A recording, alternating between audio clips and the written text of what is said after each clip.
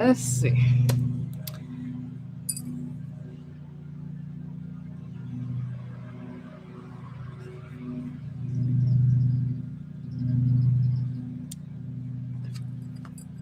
Okay. Why I decided to come outside, I don't know, but I'm also hoping FedEx does not scare the crap out of me because I'm waiting on a package too. Hey. So come on, bud, go away. This, yeah. I could and should have went to the salon, but here we are because we march on. Um, and I don't know about you, but after yesterday's live, I was really thinking about um, just the importance of being God's daughter and how that relates to stewardship. And I say this mainly because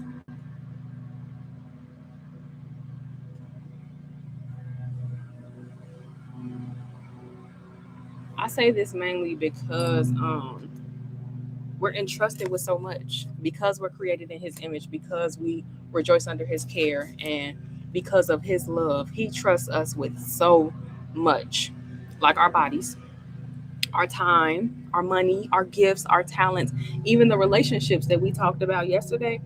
All of these things are resources that essentially we're called to steward well in one way or another. So when I think about how like margins can impact that, because again, what is happening? Hold on 1 second. I feel like I keep getting disconnected. Hold on.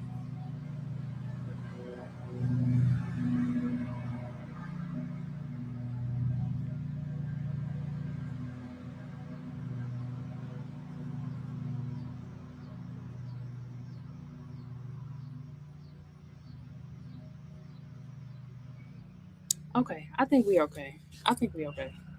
What was I saying? Margins. The thing about it is, when we lack margins in any of those things, especially how we're stewarding them, if we lack margins in how we're spending our time, if we lack margins in our finances, and even how we like, but think about our gifts, right? Then our health ends up paying the price. And I think about health specifically because it's tied to capacity. I think I said this yesterday, but I spent the past year counseling people impacted by chronic illness, cancer specifically, in one way or another. And I just thought about how once something as big as that enters someone's lives, capacity has no choice but to suffer because that takes the main stage. So now finances need to be directed towards that. Relationships might get put on the back burner, all of those things, right? But essentially, when the capacity goes down, peace can go down too. And when peace goes out the window, don't even get me started about how that can create so much friction and just inability to be present and to continue to experience any type of abundance, like whole time just suffering, right? And it doesn't have to be something as serious as cancer, right? It doesn't have to be something as serious as chronic illness. It's also disruptions when it comes to our relationships and how those then have us sick to our stomach, don't want to eat, right? Or the opposite end, just overdoing it. Sometimes we just overdo it until our bodies tell us to stop and slow down. So when I think about this though, and I think about margins and I think about stewardship, especially as it relates to um, health and other resources, if I was talking to one of my counseling clients or if I was sitting across from someone during a manicure, I would be hammering in the fact that it's usually not a time issue per se, right? When we're thinking about stewardship and capacity, it's never a matter of needing more time. In the same way, we shouldn't have to wait until life slows down or something dramatic happens for us to start taking care of our health. Just simply put. And if you truly believe you're God's daughter and He loves you, what I tell y'all, look, what I tell y'all, scared the crap out of me. That was the post office. But what was I saying? Okay, as God's daughters, right? We have an obligation to steward well everything that He has entrusted to us, and it doesn't take something dramatic happening for us to actually believe that we should change things. So part of this mid-year reset can really have us looking and questioning, right? Like, what about the way that I sleep? What about the way that I eat and how I move my body, how I dress my body, right? What about if I wanted to make some changes to my calendar and how I spend my time, especially idle time? But then also, what about overall thinking about how we define productivity? We talked about relationships yesterday, really taking inventory on those closest relationships, but then also thinking about who else do we choose to spend time with? And then are there things that I could be doing daily to cultivate more peace, right? We all want more peace. We all want that for ourselves. But what about making changes to even our finances, right? I think we could change so much more than we realize, even so much more that I can name right now off the top of my head. And if we were to set out to do that over this last half of 2026, it still boils down to, in actuality, we don't need a different life. We just need to steward what God has already entrusted to us differently. So that's kind of what I want to talk about today, and how we might realistically do that, or at least like drop the idea for you to consider, for you to take back into prayer. And that's just because stewardship is an act of worship. Like, God didn't give us these things just for no reason, right? It's for His glory. But also, on top of that, taking care of ourselves is more than just eating and sleeping. And I'm sure there are some ways that you are already wanting to incorporate more wellness, but most times it's unhealthy rhythms that are already in place that are getting in the way of us having the margins to make the shifts. So when I think about how that has played out in my life, mm, so many ways, so many ways. Okay, but um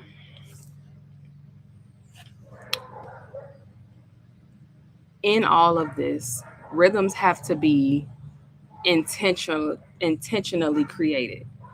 And part of why they need to be intentional is because we don't just accidentally find more time or money. Like, it would be nice if we just walking down the street and find $100 bill.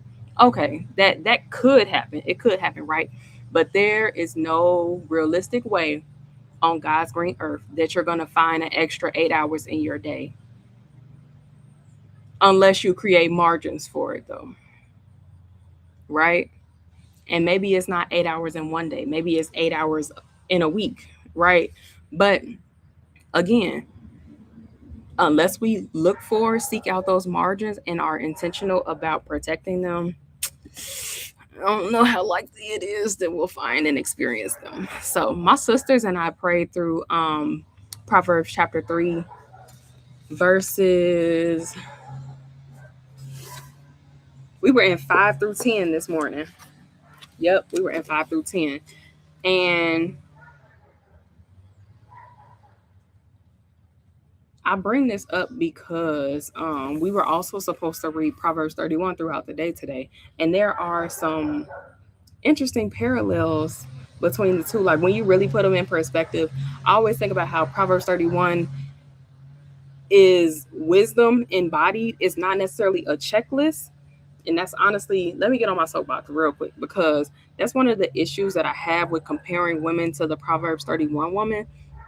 Proverbs 31 is a mnemonic device. It's a way that they use to memorize wisdom and wisdom's characteristics. How do you go about living a godly life with strength and character? You find that in Proverbs 31. A virtuous woman, who is she? Yeah. Proverbs, in a lot of ways, did I get it? I missed it. Personifies wisdom as a woman. So then to see Proverbs 31 at the end, we're not looking at this is one woman who did all these things in one day, 1 week, or 1 year. No, we're looking at strength and character that comes from implementing wisdom and fear of God, right? So I love reading it, but not to compare myself or any other woman in a judgmental way. Does that make sense? I hope that makes sense. Okay, so back to Proverbs 3.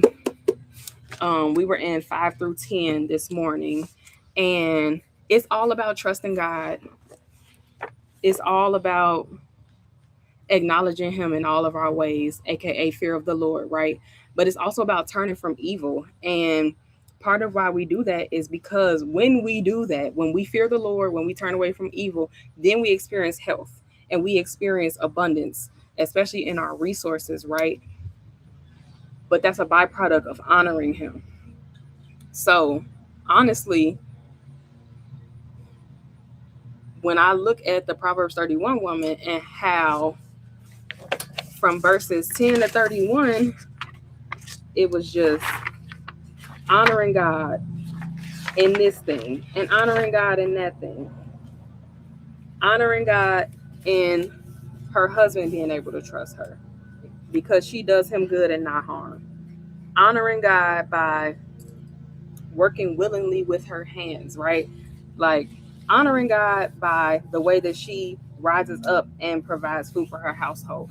Just if you go through line by line and think about it as like ways of honoring God and thinking about godly character, it's just it's so beautiful, especially in light of Proverbs chapter 3. But as I was preparing for today, I was honestly thinking about one of the hardest seasons of my life, which was actually a recent season. So I know I didn't tell y'all because I don't be telling my business, but at the end of last year, I was going through a breakup. I was actually engaged and decided, we were going to go our separate ways, right? But also, I walked into the gym one day and I just so happened to be the heaviest I have ever been in my life. Something bit me. Don't mind me itching. Something bit me. So again, no bad blood for that man in terms of that relationship ending, but I needed something to do because nobody told me I was getting big, but also I wasn't comfortable in myself. I wasn't comfortable in my body. I wasn't comfortable in my skin. And then, it can be a lot going through a breakup. So I needed something to do. So I got in the gym, and shout out to one of my friends from grammar school who connected me to my now personal trainer. And shout out to my trainer because he then connected me to my coach who ended up connecting me to DECA, which I just completed a couple weeks ago, right? And it was just so hard, like, if I can say that, it was a challenge. It was a challenge to train for DECA. It was more rigorous than I would have expected, but it was also so fun. And it just reset my whole relationship with movement. It made movement fun, and it made moving my body obedience and not punishment, right? Like that was one of the biggest resets for me. But then also choosing to go to the gym instead of choosing to crash out. What? That is discipline. That's discipline. As many times as I could have been an emotional wreck, I took my butt to the gym. But I say all that to say, training to not die while running a 5K, I walked. Don't tell nobody, but I walked. And we had to do 10 functional strength stations in between. It's not fun to the average person, but I had a blast. I had a blast. And not only was it a healthy distraction in a season of major transition, but it was also shifting me to become more disciplined in other areas of my life. So I became more disciplined about how I take care of my own mental health. I became more disciplined with my time, right? All the things that I got to do, I got to make sure I make it to the gym. Dang, still didn't get it. I had to become more disciplined with my time. I wasn't perfect with this, right? But I had to exercise a little more discipline with what I put on my plate. And then also some byproducts of all of that, my confidence changed, right? How I look and how I feel in my clothes changed, right? Some of the clothes that I choose to wear changed. My money was stewarded better as a byproduct of all of this. And I definitely became closer to God. So when I think about that, it's like, wow, I thought I was training for a race, but in reality, God was training me for stewardship. And I just wonder, these dang on mosquitoes, they're big enough. I don't know if y'all can see them on the camera, but they are humongous. And one got me. So I'm over here. Okay, but back to what we talking about. I just want to remind you that part of what I felt in that moment is because wellness is never one dimensional.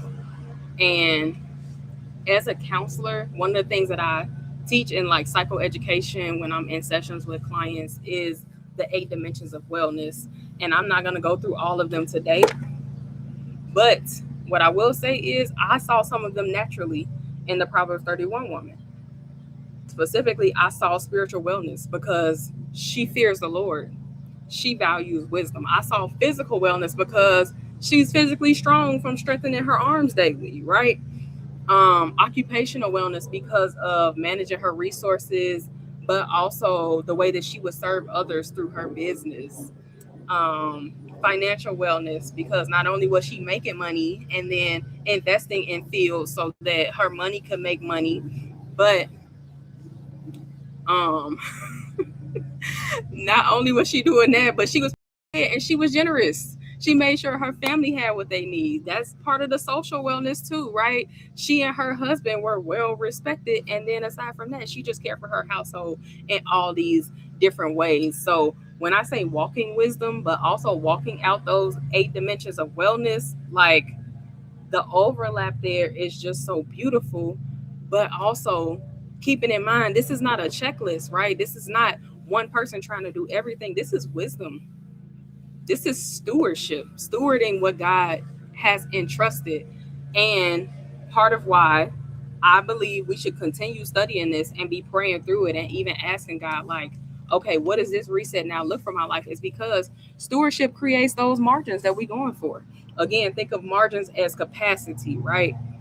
We need capacity to uphold healthy rhythms that are already working, but also to incorporate new ones so that as we go through this last half of the year, we're not feeling burnt out. We're not feeling like we dragging behind ourselves. We're not rushing from one thing to another. We're just not, right? We're just not. But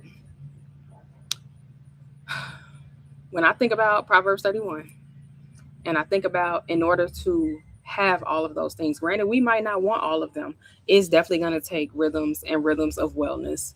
So you have to have some systems in place that allow you to experience wellness and experience abundance and not be stressing over every little thing. And this is especially true for finances and relationships and spiritual wellness too. Spiritual wellness too. Physical wellness too. Listen, all the things, right? Because I don't know about you, but I'm tired of showing up places burnt out.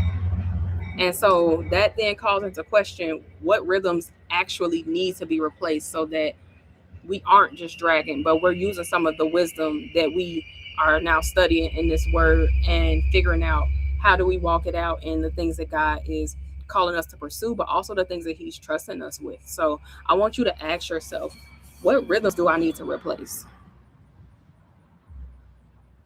And even if we say it differently, you can ask, what's a healthier rhythm that I can use to better steward my time, my money, that side hustle I've been putting off starting, right?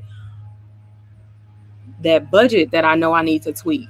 All the things, all the things. And as you think about yours, let me inspire you because I've been sitting with this myself, especially not just preparing for today, but as I think about it, all of July has been preparing me for talking to you about this right now. So, like I said, I finished DECA a couple weeks ago, and from there, I just been kind of coasting. But I don't want to coast. I want to be an athlete for fun for the rest of my life, prayerfully, right?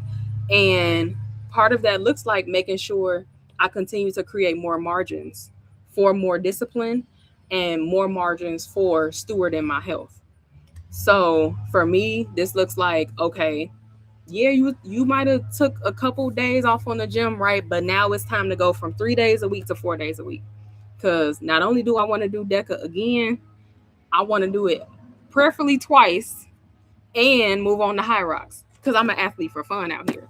But I can't do that if I'm not feeding my body enough. If I'm not picking up my water. It's this debate on threads of like, I don't know what your echo chamber says, but mine talks a lot about nails and therapy. Shout out to my algorithm.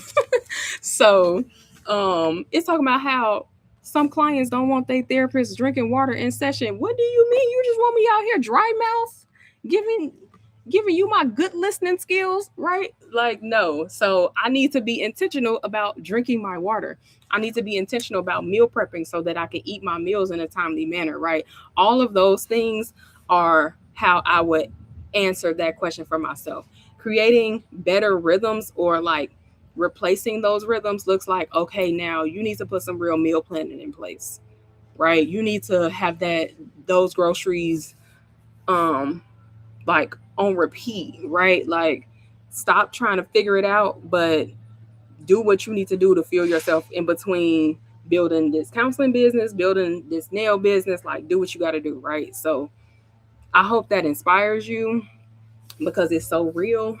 But also, when we think about it for real, again, I said it's not a time issue, right? Because we usually have the time. How we figure out how to steward these new margins is going to come by way of our ideal schedule.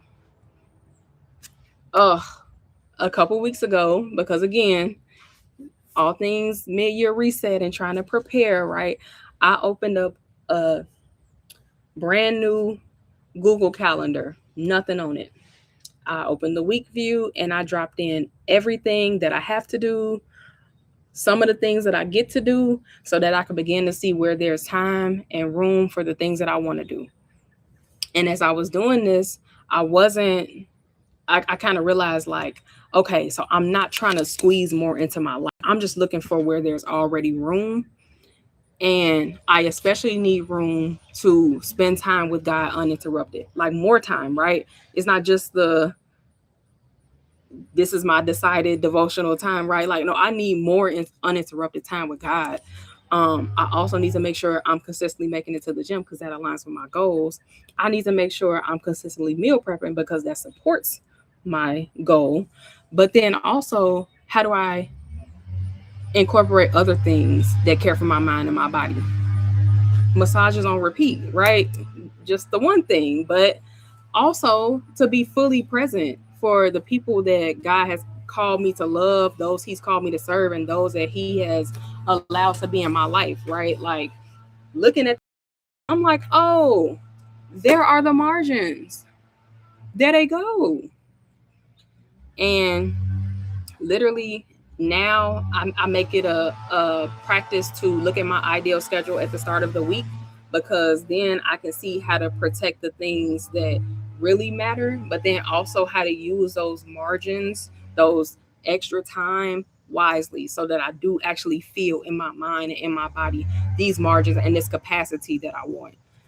Right? Like, how we treat the margins is a real thing, but it's also more than just what we're talking about right now. It's one of those things of like the stewardship. This is a great conversation about it, but now how do we walk that thing out? Okay. So part of the inspiration for that has been me reading this book called Sacred Rest. I would show you the book, but it's inside. And as you can see, I'm outside. So pretend like this is the book. No, I'm just kidding. That book has been giving me the language for something that I've been believing for years. And it's essentially that rest is both a gift and rest is a command. Y'all have heard me say this in the Polish and Proverbs community before. Rest is a gift and rest is a command. But also, rest is so much more than just sleeping. Like, there are multiple ways to experience rest. And a lot of us, especially multi-passionate women, we be having a million and one things to do. So we don't always recognize and definitely don't always practice resting in multiple ways. And reading Sacred Rest has been like really transforming my life, so much so that I want to create an experience specifically around this book. Like, it's happening October 9th and 10th. I'm hosting the Reset Retreat in the Chicagoland area. And this is because I don't want to just talk about the 7 types of rest. I want us to actually experience all of them up close and personal. And I personally believe that taking the time to slow down and experience all 7 types of rest in a short period of time shows us how to begin creating new rhythms in our personal lives that not only increase our capacity, but also create more margins beyond just having a mid-year reset talking about it, right? It's like walking that thing out. So, if you will, just imagine this will be spending time slowing down, receiving from God, eating together, reflecting. We're going to go on a nice prayer walk. We'll be praying, worshiping, right? But also learning about burnout, learning about burnout prevention, learning about burnout recovery, laughing while learning these things, right? And just having so much fun. But I'll also be teaching my signature reset framework, which I think every multi-passionate woman needs to come across this, which is why I'm literally on YouTube right now. But also, it's because it's transformative in the way that we steward our lives as God's daughters. So I don't want you to miss it. I want you to experience it for yourself. And if you are interested in joining us in the Chicagoland area for the Reset Retreat, October 9th and 10th, I want you to comment under this video. Dang, I keep missing them. Comment under this video so I can make sure you get the link. If you're in the Polish and Proverbs community, I will be dropping that in the Telegram ASAP. But I promise you, if this mid-year reset has spoke to you in any way, you do not want to miss this retreat. Hold on, somebody's calling. Hold on. So we're gonna exit out of this moment, but I really do hope you're at least thinking about or inspired by this conversation around stewardship and rhythms, because if you think about the rhythms that you have in place and then you consider, now you have permission to slow down without feeling guilty and to take care of yourself, because I've been reminding you yesterday and today, like, you're God's daughter. You deserve all of it, right? But also, as God's daughter, you need margins. You're not just here on earth to work, do. You are called to be and experience all of his love. So me and the mosquitoes that you start praying not only about an abundant life that reflects this and reflects the margins, right? But that you learn to steward it in all of your decisions. So spending this time and thinking about more margins has not been for nothing. It's really been a reminder of God's love and just a few ways that it shows up in our lives. So steward your life as both an example and a byproduct of God's love as God's daughter.